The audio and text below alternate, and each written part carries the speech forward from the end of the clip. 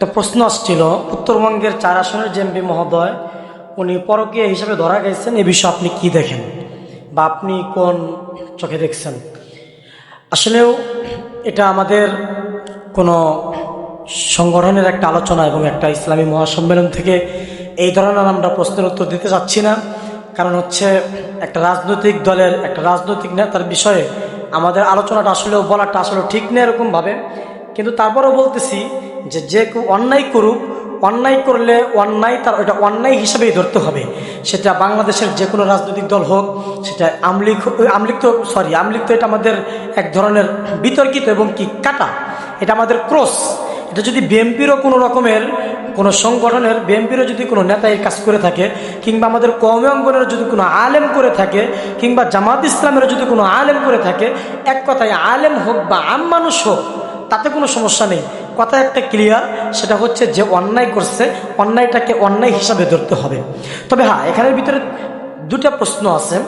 এক নম্বর কথা হচ্ছে, যখন তাকে প্রশ্ন করা হয় যে ঘরের ভিতরে তাকে বন্দি করা হয়, তাকে ঘরের ভিতরে যখন প্রশ্ন করা হয়, উনি এক ধরনের দ্বিধাদ্বন্দ্বে পড়ে যান যে কী করবেন।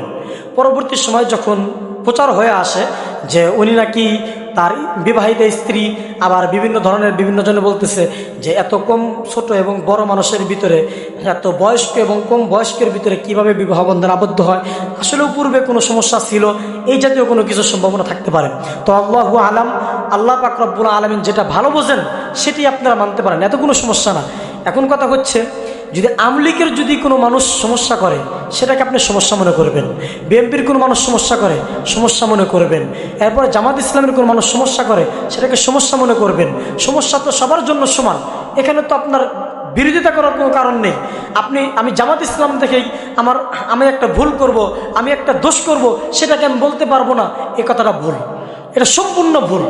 যদি সে পরিপূর্ণতার সাথে যদি এটাকে প্রমাণিত করতে পারে যে আসলে দোষী, তাহলে আমি বাংলাদেশ জামাত ইসলামকে আহ্বান করব, আপনি সসম্মানে তাকে তার পথটাকে বিচ্যুত করে দিন, তার পথ থেকে তাকে বাতিল করে দিন, যাতে জামাত ইসলাম যেন কলঙ্ক মুক্ত থাকতে পারে।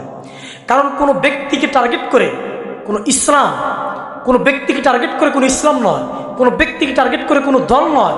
দল এটা হচ্ছে ব্যক্তির ঊর্ধ্বে, ব্যক্তি ভুল করবে বিদায় পুরো দলের উপর চলে যাবে, এটা কখনোই সম্ভব নয়।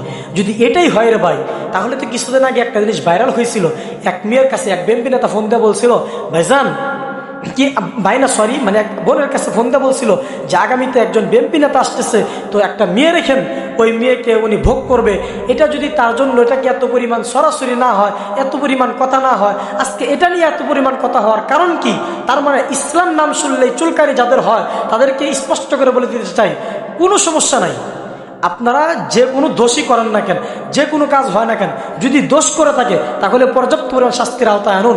আর যদি দোষ না করে থাকে, আর যদি তার পরিপূর্ণতার সহিত যদি বৈধ স্ত্রী হয়, তাহলে যারা অপপ্রচার চালাচ্ছেন আল্লাহ তাদেরকে হেফাজত করুক। আসসালামু আলাইকুম রহমতুল্লাহি ওয়া বারাকাতুহু।